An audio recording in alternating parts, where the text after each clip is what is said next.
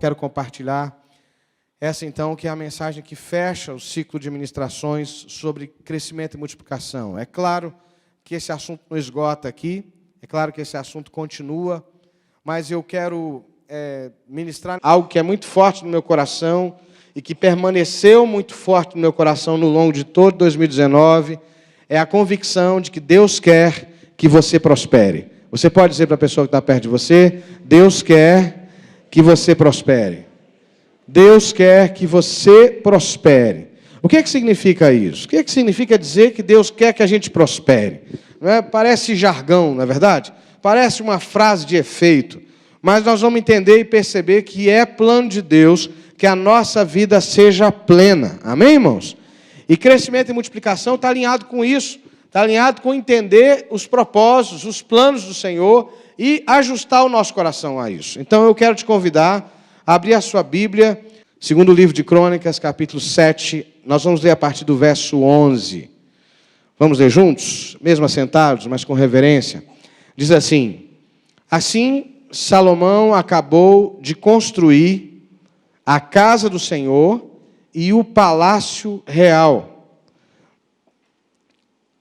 Tudo o que Salomão tinha planejado fazer na casa do Senhor e no seu palácio, ele efetuou com sucesso. Vamos ler junto essa parte?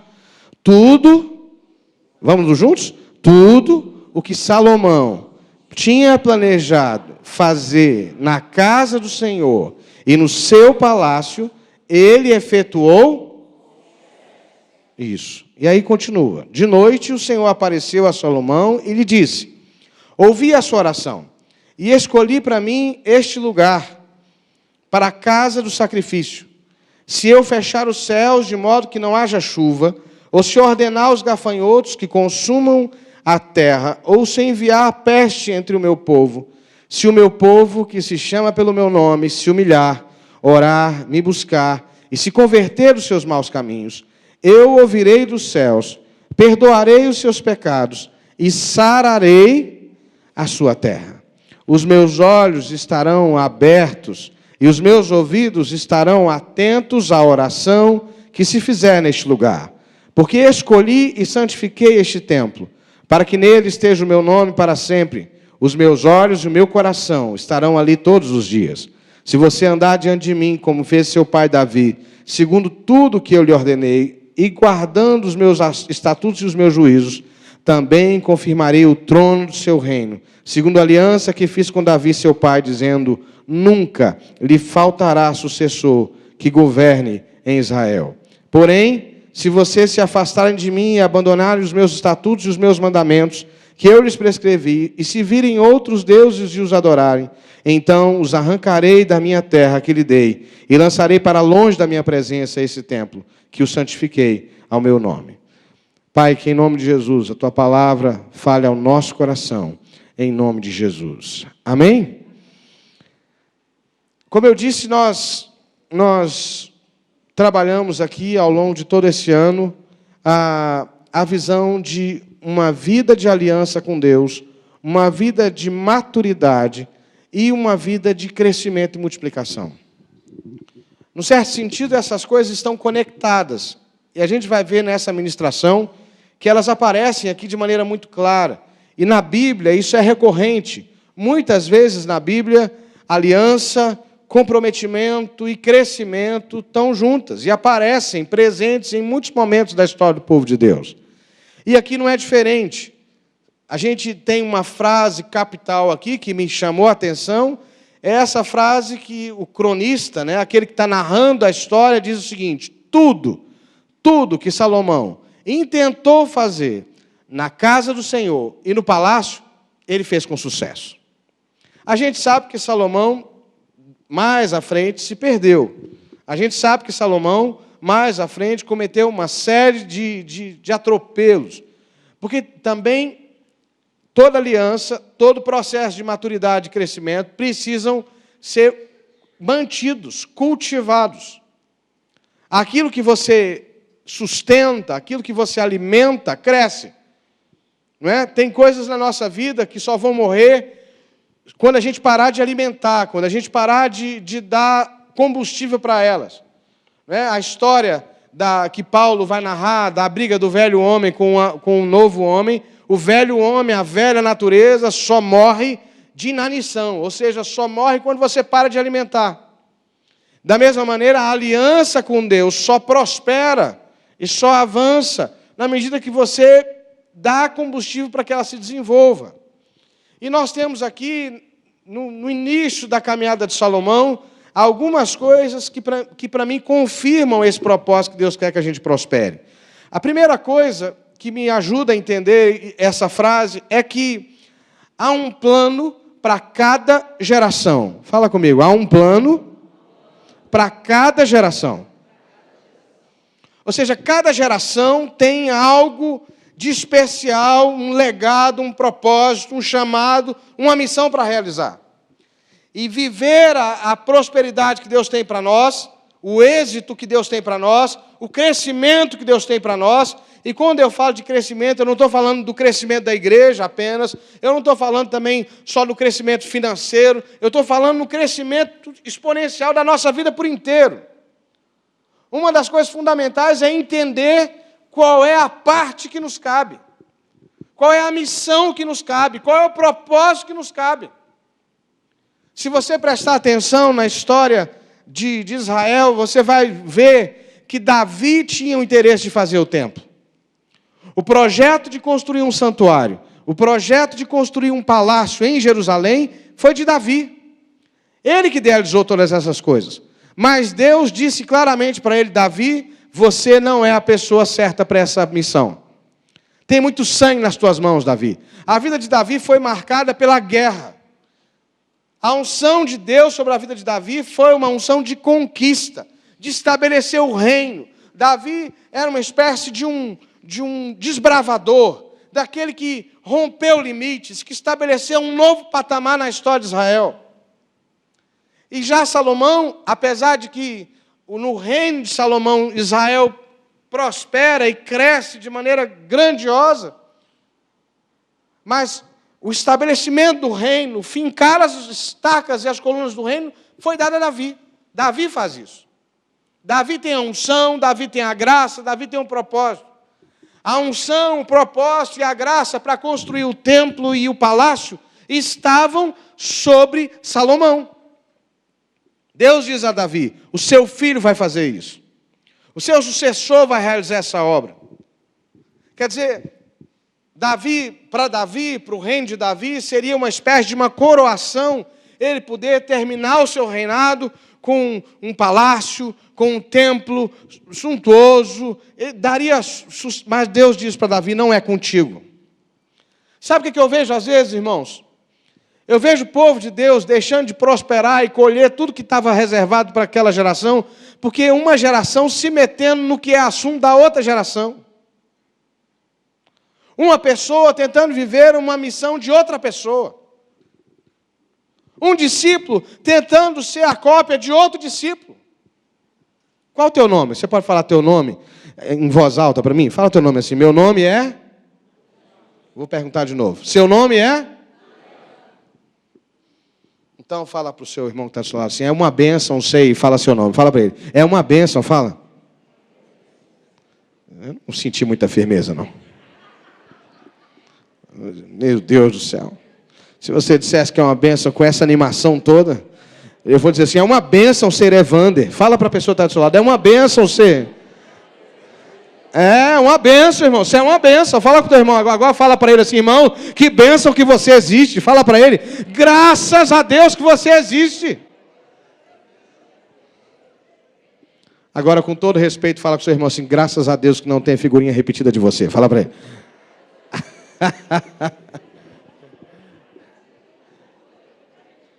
Só tem um. Só tem um de cada. Fala comigo, graças a Deus. Já pensou dois de você, meu irmão? Como é que ia ser esse negócio? Jesus amado, não é verdade? Eu acho que se tivesse outro Evandro, eu não ia dar conta, não. Não dá, irmãos. Não dá, é uma bênção. Deus nos fez exclusivos, únicos, específicos. Amém ou não amém? Há uma unção especial em ser você. Há uma graça especial em ser você. Há um propósito especial em ser você. Amém ou não amém? Então por que a gente perde tempo querendo viver a missão de outros?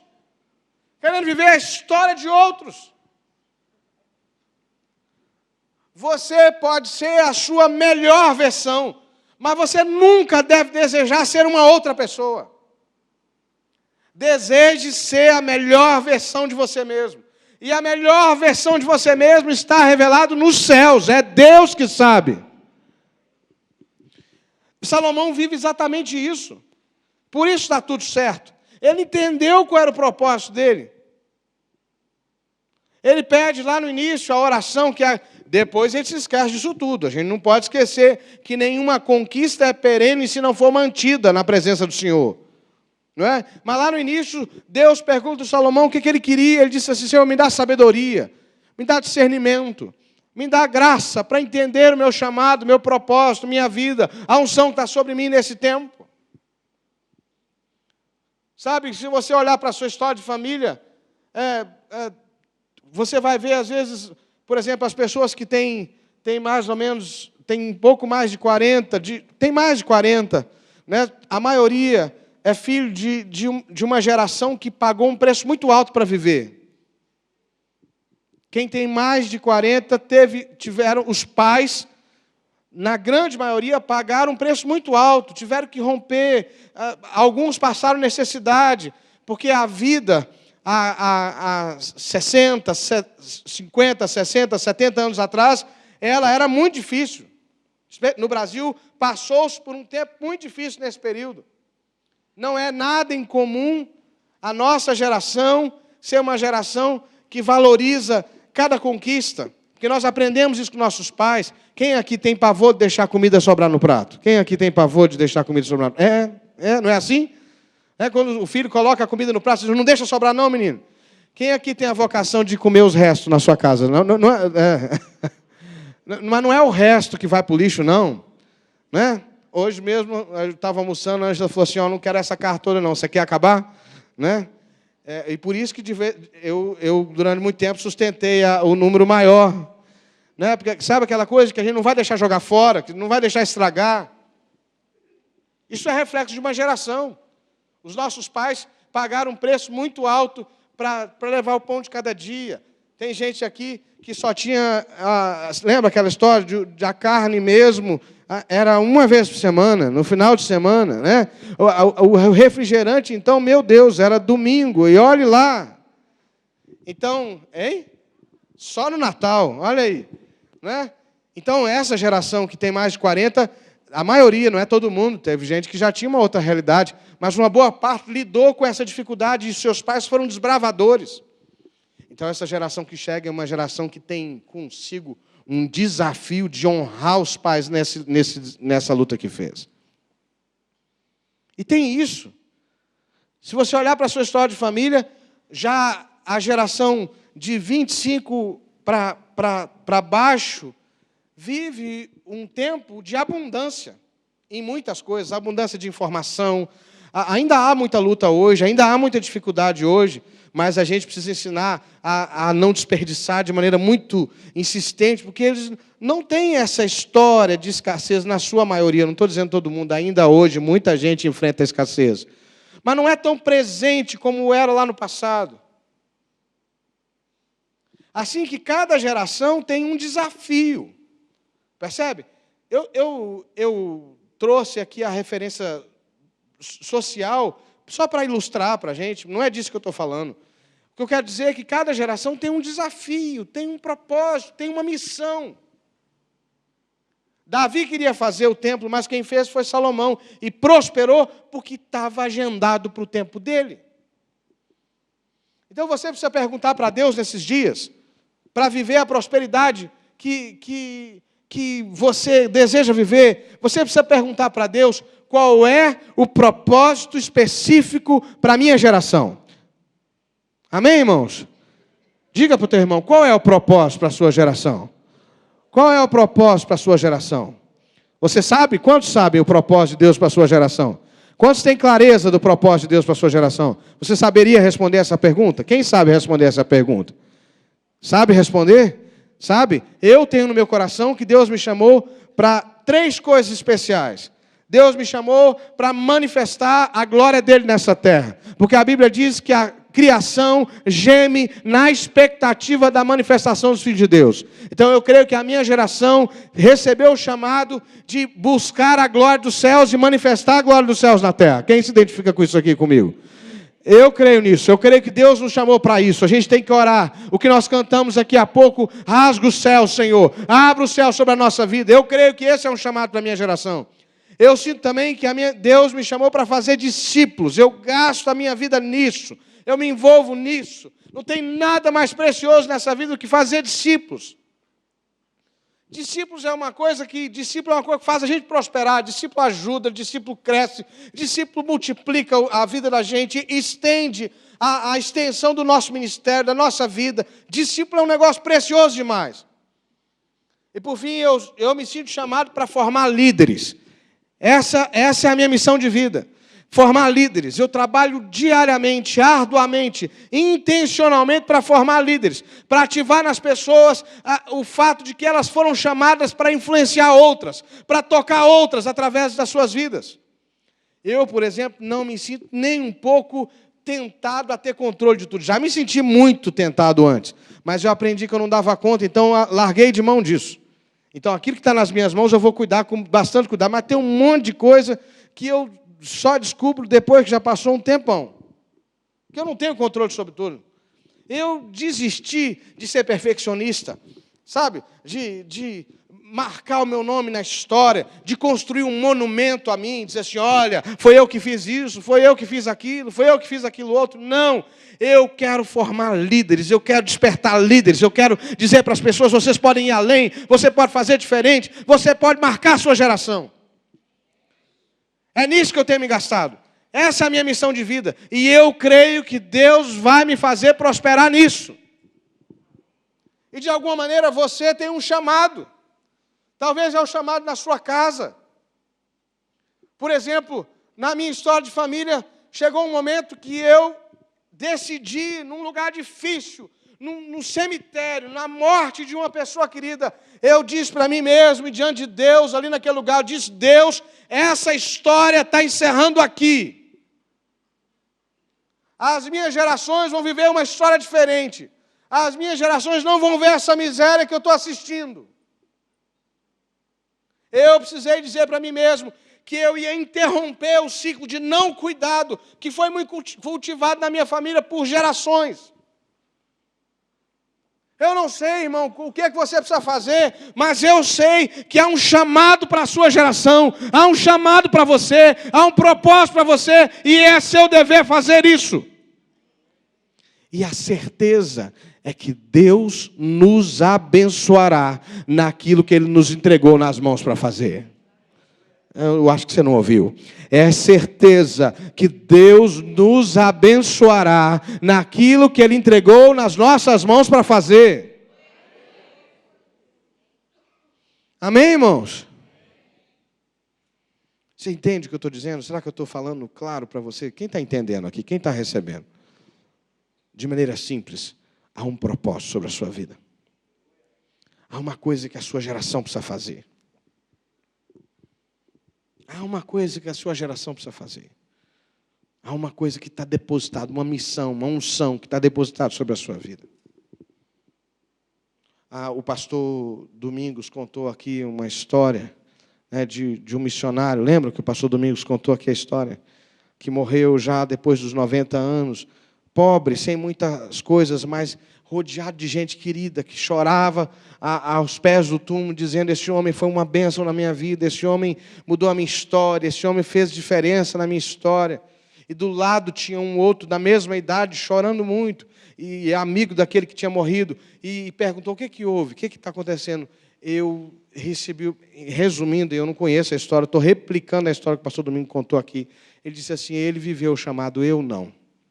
Eu ganhei muito dinheiro, eu me tornei um excelente profissional, mas eu não cumpri o chamado que Deus tinha para a minha vida. A pior coisa que pode acontecer para um ser humano, A pior miséria que pode acontecer ao ser humano é chegar ao final da sua vida, olhar para trás e descobrir que não viveu o que devia ter vivido. E presta atenção que prosperidade não tem a ver com riqueza. E esse é um exemplo claro disso. A maior riqueza que um homem pode ter, uma mulher pode ter, é chegar ao final de sua vida e dizer assim: combati o bom combate, não é? Guardei a fé e cumpri a carreira. A maior riqueza que um homem ou uma mulher pode ter é chegar ao final da sua vida e dizer assim: bendito seja Deus, Deus pode me levar, porque eu já cumpri o que eu tinha para cumprir nessa terra. Eu já vivi. De que vai valer o muito dinheiro, as muitas riquezas, as muitas propriedades? De que vai valer? Percebe? A herança maior que a gente deixa é essa graça de ter cumprido a nossa missão. E se nós queremos ser prósperos, nós precisamos, de alguma maneira, abrir o nosso coração para isso. Entender qual é a minha missão, qual é o meu propósito, qual é o meu chamado, qual é a tarefa exclusiva que Deus colocou para você. Eu dei aqui alguns exemplos. Você em oração vai discernir a sua. Amém? Eu tenho algumas histórias assim na minha vida que me marcam muito, né? Me marcam muito. Quando criança, eu prestava muita atenção, eu tinha um apreço, uma coisa que deve ter sido ensinada pelos meus pais, mas eu tinha um apreço muito grande por pessoas idosas na minha infância. A minha infância é rodeada de alguns idosos muito preciosos que marcaram a minha vida. Posso citar vários aqui. Meu avô, né, todo avô marca a vida do neto, né? Mas me lembro de duas irmãzinhas muito queridas. Uma delas, vó Idalina, e a irmã Maria Constantino. Me permita falar dessas duas queridas, lá de Teoflotone. As duas o Senhor já recolheu, não é? A vó Idalina era uma encorajadora. A vó Idalina era analfabeta, não sabia ler nem escrever, mas era uma mulher de Deus, uma inspiração. E a gente não ouvia a vó Idalina abrir a boca na igreja para fazer nada, para falar nada. Mas a vó Idalina era aquele tipo de pessoa que você olhava para o horizonte e via ela lá firme. Um exemplo de humildade, um exemplo de fé, um exemplo de constância.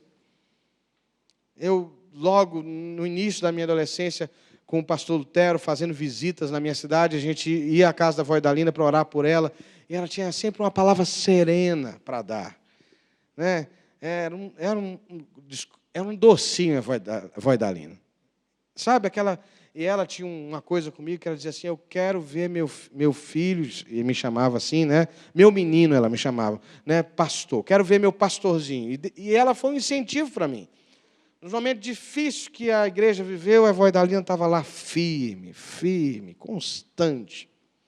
A missão da vó Idalina era ser um testemunho constante da fidelidade de Deus.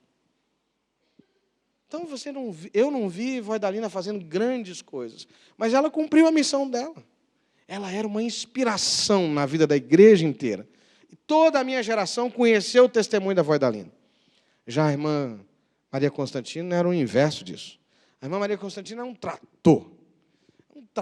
Ela se vestia, ela era metodista, mas se vestia como uma assembleiana daquele tempo. Né, daquele tempo, uma saia rodada de tergal, né, um coque e cheia do Espírito, fogo puro, a irmã Maria Constantino. A irmã Maria Constantino era uma instigadora do fogo do Espírito na vida da igreja. Ela foi assim, uma discipuladora, ela discipulou meu pai. Né, como ela era discipuladora, não importava o meio, né, tinha lá um círculo de oração de mulheres, e foi lá que ela discipulou meu pai. Só dava meu pai lá de homem no círculo de oração das irmãs, porque a irmã Maria Constantino percebeu que meu pai tinha um ministério parecido com o dela e levou ele para lá. E fez ele presidente do círculo de oração das mulheres. Isso é que é vontade de discipular. Né? E como ele chamava Valdete, de vez em quando chegava carta para a senhora Valdete. Né? E eu me lembro da irmã Maria Constantino, na sua velhice, quando ela perdeu a vista e começou a ficar difícil. A gente ia lá visitar, E uma das angústias dela, ela diz assim, meu filho, eu não posso mais ler minha Bíblia. Eu não posso mais ler meus cânticos. Eu perdi o meu tesouro. Essa era uma dor da irmã Maria Constantina. Ela cumpriu a missão dela até o final, como um exemplo vivo de alguém que manifesta a presença de Deus na terra. Então você percebe, quando eu digo de cumprir a missão, eu não estou falando necessariamente de fazer coisas grandes, extravagantes. Talvez alguns aqui vão viver coisas grandes, extravagantes. Mas é viver o que Deus chamou para viver. Ou seja, há um legado, um propósito, um destino para a sua vida. E você precisa assumir isso. Você não vai ser próspero tentando viver a vida dos outros. Você não vai ser próspero sendo uma versão fake da vida dos outros. Você precisa assumir a sua vida, a sua história, as suas lutas, os seus dramas, os seus desafios e dizer, Senhor, me abençoe, porque eu quero viver a história que o Senhor sonhou para mim. Amém, irmãos? A segunda coisa que me encoraja e me enche de alegria é que essa prosperidade que Deus quer dar, ela toca todas as áreas da vida. O texto diz, tudo que Salomão tinha planejado fazer na casa do Senhor e no seu palácio, ele efetuou. Ou seja, na versão revista atualizada, vai falar na casa do Senhor e na sua casa. Isso acendeu em mim uma luz de que a bênção de Deus não é só para o meu ministério, não é só para a minha vida profissional, não é só para a minha vida acadêmica, é para a minha vida, é no templo e na casa do Senhor. Ou seja, Deus quer que eu prospere em todas as áreas da minha vida. Fala com o teu irmão assim, a bênção é completa. Fala para ele. Amém? Ou seja, a bênção é completa. Sabe o que eu vejo hoje? E que para mim é uma versão distorcida de prosperidade? É alguém que mergulha na vida profissional atrás de sucesso. E vai. Quando ele cresce, sabe, alcança desafios tremendos. Mas quando olha para trás, tem uma família quebrada. Quando olha para trás, tem filhos destruídos. Quando olha para trás, tem uma vida emocional despedaçada. Ou então, alguém que resolve que vai fazer prosperar a família. E aí, abre mão de um monte de coisa para viver a família. Mas no dia da escassez não tem com o que sustentar a família, no dia da dificuldade não tem. E a gente vive uma sociedade que parece que apregoa que só é possível ser próspero em uma coisa e sacrifica todas as outras. A prosperidade bíblica traz bênção para todas as áreas da nossa vida. Amém? Então diga comigo assim, Deus quer que a minha família prospere. Deus quer que os meus relacionamentos prosperem. Que a minha vida profissional prospere. E, sobretudo, que a nossa vida espiritual prospere. Amém, irmãos? Você não pode abrir mão de uma coisa e da outra. Não é? Não dá. Ou você entende que a bênção de Deus é completa, ou você ainda não vai estar vivendo prosperidade. Ou ainda é uma prosperidade conquistada com as suas forças, que é uma outra versão distorcida de prosperidade. A ideia de que eu vou ter aquilo que eu conquistar com a força do meu braço. Quando eu olho para a minha vida hoje, eu olho para a minha família, eu olho para os meus filhos, eu olho para o meu ministério, eu olho para a minha vida por inteira, e eu tenho convicção que eu não tenho competência para conquistar nem 1/3 do que Deus já me deu até aqui. Eu tenho consciência, assim, plena, de que é graça de Deus o que eu vivo. E por isso eu posso querer mais. Eu olho para o meu passado, a minha esposa é graça de Deus, é milagre de Deus na minha vida. Os meus filhos, milagre de Deus na minha vida. Eu falo que a minha esposa é milagre de Deus na minha vida, tem uma turma que começa a rir. Eu não consigo entender o que acontece. É milagre mesmo, varão. É que Deus derrame um milagre assim também sobre a sua vida. Amém? É milagre purinho, eu não tenho dúvida disso. Não é? Quando eu olho para o meu ministério, para onde para vocês, o privilégio de pastorear vocês é graça. Eu não tenho competência para esse negócio, eu não tenho nem um pingo de habilidade para isso, mas Deus, pela sua graça, me permitiu viver o que nós estamos vivendo. E eu tenho certeza que o futuro dos meus filhos, o futuro da minha família, o futuro dessa igreja, o meu futuro depende totalmente da graça de Deus. Então, como dependo dele, eu posso esperar o melhor. Quem pode esperar o melhor aqui? Quem pode esperar o melhor? Você depende de Deus? Você confia no Senhor? Né? Tem uma música que diz, confiando em nosso Deus, né? Não seremos abalados. Eu creio que nós vamos passar o dia mal. Eu creio que nós vamos enfrentar o dia de escassez. Eu creio que nós vamos passar por todas as coisas, porque nós podemos todas as coisas naquele que nos fortalece. Amém, irmãos? Mas você tem que entender que a prosperidade que alcança a vida por inteiro, ela vem das mãos do Senhor. Você precisa entender que Deus não divide a glória dele com ninguém. Você precisa aprender a se render e se colocar como vaso nas mãos do oleiro, dizer assim, Senhor, toma a minha vida, molda a minha vida, faz do jeito que o Senhor quiser, molda do jeito que o Senhor quiser, mas cumpre na minha vida o teu propósito.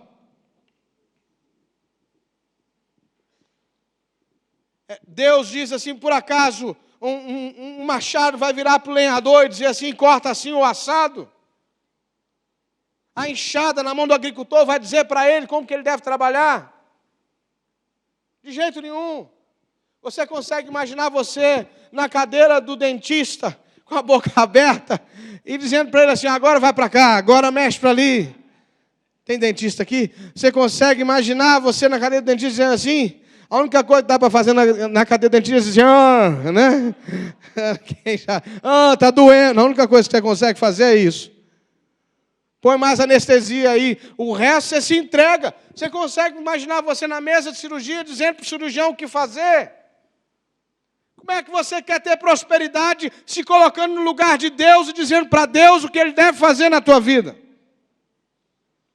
Então fala com o teu irmão assim, por favor, querido, deixa Deus agir na tua vida. Fala para ele, deixa Deus te conduzir a um tempo de prosperidade. Ouça a voz dele. Não atrapalha não. Eu tenho orado que eu entendo que a minha principal tarefa é não atrapalhar. Então, se você falar com o teu irmão com todo carinho, respeito e reverência, fala com ele assim, se você não atrapalhar, você já está fazendo um negoção. Fala para ele. Olha, se você não atrapalhar, você já está fazendo um negoção. Entendeu? Quem que está comigo aqui? Amém? Porque Deus quer nos fazer prosperar na nossa casa e na casa do Senhor. Na casa do Senhor e na nossa casa. Na nossa casa e no trabalho. No trabalho e na casa do Senhor. Em tudo que nós fizermos, Ele quer estender a mão dele para abençoar. Agora, a bênção de Deus não é necessariamente sobejo de recursos. Não é necessariamente tudo que você deseja. A bênção de Deus é a presença dEle. É a presença. É você olhar para o lado e Ele está lá do seu lado. É você perceber. A gente confunde a bênção de Deus e a gente constrói um discurso triunfalista, como se a presença, se prosperidade significasse não ter perda, não passar por luta, não passar por dificuldade. O bispo Paulo estava contando aqui hoje de manhã, se você quiser, depois vai estar no YouTube, você vai ouvir a história na Romênia, quando, de repente, foi dada uma ordem que o pastor da igreja ali fosse morto, e o povo da igreja fez um cordão humano ao redor do templo, para proteger o pastor, para não deixar que a polícia chegasse até ele. E dezenas de cristãos foram ali, literalmente, fuzilados e morreram naquela hora.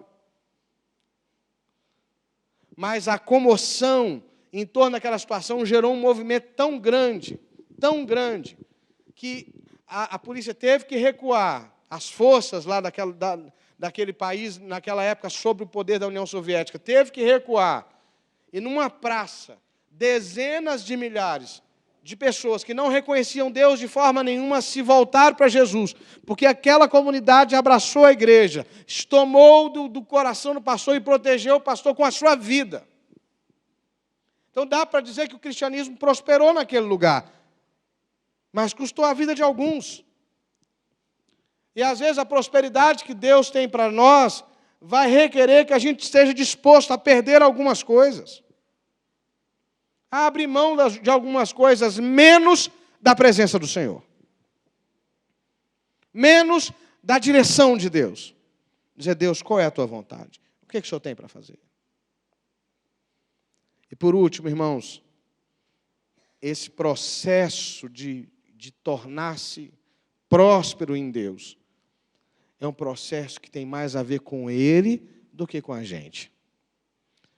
A sociedade humanista que nós vivemos é uma sociedade que diz para a gente assim: faça isso, faça aquilo, você é a resposta, você faz isso, você é o cara, você pode, você tem, você, e é tudo para a gente. Mas no reino de Deus nós descobrimos que tem tudo a ver com Ele. Dá uma olhada comigo no versículo 12. Acompanhe aqui.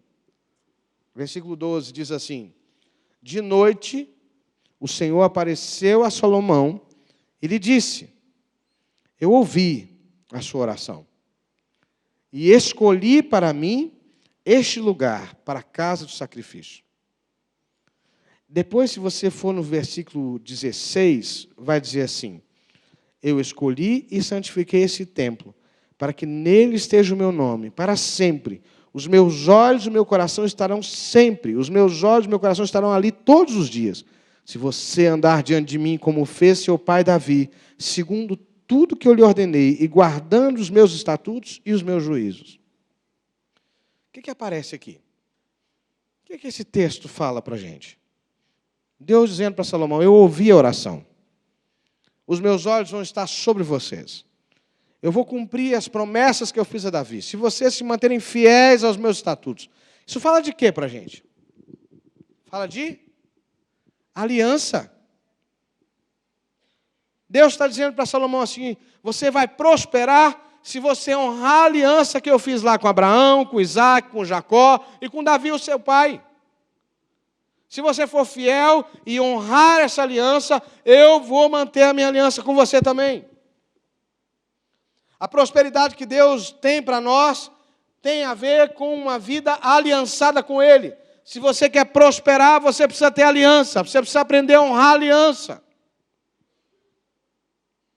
Eu vivi uma situação no ano de 2012, 2011, que me deixou muito, muito atordoado. Que foi quando primeira vez que eu sofri um assalto ali no Rio de Janeiro. Não é? E a primeira coisa que o assaltante pediu foi a minha aliança. Não sei quem já teve essa experiência terrível de ter a sua aliança roubada. E foi uma aliança, era uma aliança, o anel, né, era uma aliança que tinha toda uma história, né, tinha toda uma história de como foi comprada, todo um processo, né, como os noivos aí estão com as suas histórias aí, né? E quando eu entreguei aquela aliança, me deu uma indignação. Mas sabe uma coisa que aconteceu? Não sei se você, casado, já perdeu a sua aliança alguma vez. Se você perdeu e não resolveu ainda, santo varão, homem, mulher de Deus, compra uma de bijuteria, mas coloca a aliança no dedo em nome de Jesus. Não vai dar brecha, não, né? Mas sabe uma sensação de estar despido, de literalmente estar faltando alguma coisa? E até comprar essa aqui, eu fui lá e comprei uma de bijuteria mesmo, e meti no dedo. Falei assim: não, eu sou casado, eu tenho uma aliança com a minha mulher. A minha aliança fala de uma história, fala de uma vida. Aquele anel foi, aí o pessoal diz aquele ditado, aquele jargão que parece consolar a gente, né, mas não consola nada, né? Os anéis vão e ficam os dedos, né? É verdade, é verdade. Mas eu diria, parafraseando isso, eu dizia assim: o anel foi, mas a aliança ficou. E por isso eu tratei logo de arrumar um outro símbolo para ela. Porque a aliança de verdade, ela é mantida, preservada, cultivada, honrada. Como você pode esperar ser próspero diante de Deus se você não honra a aliança com Ele? Sabe? Se você é mais ou menos fiel, você conhece alguém mais ou menos fiel? você acreditaria numa pessoa mais ou menos verdadeira? Quem acreditaria numa pessoa mais ou menos verdadeira aqui? Não. Ou você é fiel ou você é infiel. Ou você é verdadeiro ou você é mentiroso. Não tem meio termo. Tem mudança de vida. Deus muda tudo. Mas não tem meio termo. Então Deus diz para Salomão, olha, se você cumprir a aliança, depois vem o versículo 13 e 14, que vai dizer assim, se eu fechar o céu de modo que não haja chuva, ou se eu ordenar os gafanhotos que consumam a terra, ou se eu enviar a peste entre o meu povo, se o meu povo, que se chama pelo meu nome, se humilhar, orar, me buscar, e se converter dos seus maus caminhos, eu ouvirei dos céus, perdoarei os seus pecados e sararei a sua terra. O que esse texto fala para a gente? Pensar na escassez do versículo 13, põe para mim aí, Marco, por favor, o versículo 13. Quando eu penso no versículo 13, fala, fechar o céu de modo que não haja chuva. Ordenar os gafanhotos que consumam a terra, isso fala de quê para você? Fala de luta. Fala de dificuldade. Fala de escassez, de dias maus. Deus está dizendo assim, se isso acontecer, mas o meu povo for um povo quebrantado, arrependido, maduro, eu vou honrar vocês e vou ouvir a sua oração. Se no primeiro momento a prosperidade passa por aliança, no segundo momento ela passa por maturidade, você permanecer fiel no dia mau. Permanecer fiel no dia que não está dando nada certo. No dia que parece que tudo desabou, e você diz assim, o meu Deus é comigo, o meu Deus é fiel, o meu Deus zela pela sua palavra, o meu Deus honra a sua palavra, eu vou me manter firme, o meu Deus é Deus para sempre. Se você se mantiver assim, você vai prosperar, porque você vai manter-se ligado à fonte da vida, que é o Senhor. E por último, o versículo 14 diz assim, eu virei, fala comigo, sararei, o quê? Vamos falar de juntos? Sararei a sua terra. Porque a bênção de Deus que me toca, não toca só a mim. Entende? Deus está falando para Salomão.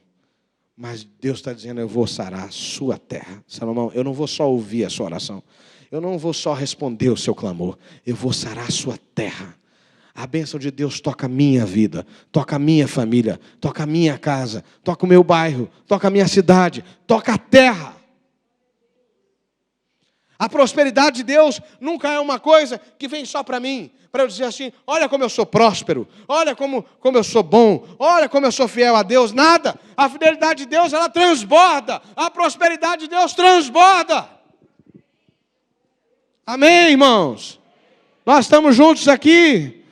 Nós podemos sonhar com o melhor, porque Deus tem o melhor para derramar sobre o seu povo. Mas nós temos que entender que isso é de Deus, vem dEle, é por meio dEle, para Ele, são todas as coisas. Se nós deixarmos que Deus seja Deus, Ele fará de nós o povo mais feliz dessa terra. Mas é preciso que primeiro, eu e você, reconheçamos o chamado para a nossa geração. Você pode se colocar em pé, por favor?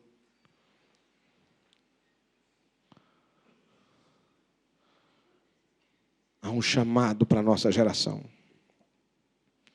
Há um propósito para a nossa geração. É necessário que eu e você entendamos e busquemos a prosperidade que toca a nossa vida por inteiro. Por inteiro. É necessário que eu e você entendamos que isso tem a ver com Deus e com sua graça sobre nós. Então nós vamos orar. Nós vamos orar. E eu gostaria que você se entende que essa palavra é para você. Nós vamos entregar a Deus esse ciclo que vivemos de aliança, maturidade e crescimento. Eu queria que você viesse ao altar, renovar essa aliança com Deus. Dizer para Deus que você quer honrar a aliança com Ele. Eu quero te convidar ao altar para dizer: Jesus, abre os meus olhos para que eu viva uma vida de maturidade na tua presença. Eu quero te convidar a dizer: Senhor, eu não abro mão da prosperidade, do crescimento que o Senhor tem para a minha vida. Eu vou pedir que a gente acenda pelo menos algumas luzes da galeria, para que as pessoas possam se mover. E em nome de Jesus, você vem ao altar. Senhor, dá-nos da tua graça e dirige-nos à tua vontade, em nome de Jesus. Enquanto o Ministério Louvor nos dirige em adoração, você sai do seu lugar e vem até o altar do Senhor, para juntos nós orarmos a Ele e clamarmos por essa prosperidade que só Ele pode dar, por esse milagre que só Ele pode fazer.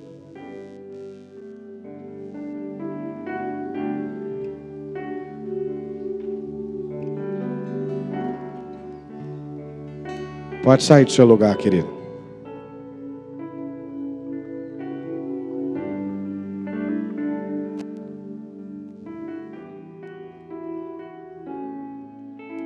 Render a ti adoração e derramar meu ser. É o que meu coração deseja toda manhã.